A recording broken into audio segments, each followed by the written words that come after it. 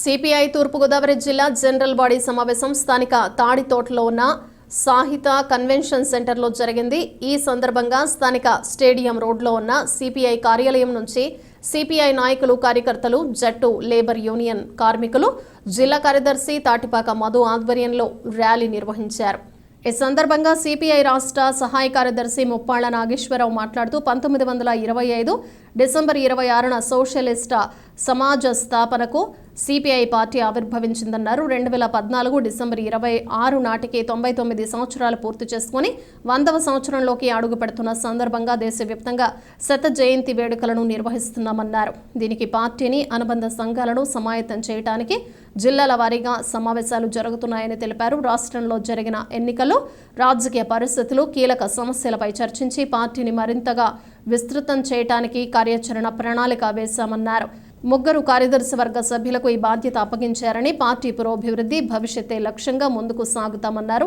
రాష్ట్రానికి ప్రత్యేక హోదా, విభజన చట్టంలోని హామీలు నెరవేర్చడానికి ఉద్యమం చేస్తామన్నారు। కార్యక్రమంలో సిపిఐ నాయకులు అక్కినేని వనజ, తాటిపాక మధు, కుండ్రపు రాంబాబు, వంగమూరి కొండలరావు, సప్ప రమణ తదితరులు పాల్గొన్నారు।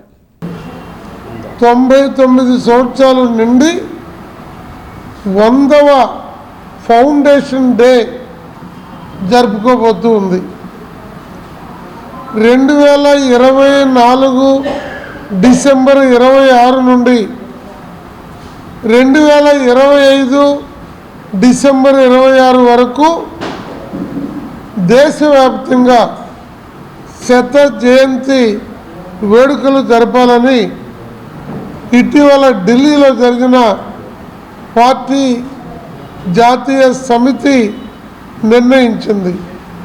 ఈ శత జయంతి వేడుకల నిర్వహణకు గాను యావత్ పార్టీని, పార్టీ అనుబంధ విభాగాలని, పార్టీ సభ్యుల్ని సమాయత్తం చేయడానికి, అలాగే రాష్ట్రంలో జరిగిన ఎన్నికల అనంతరం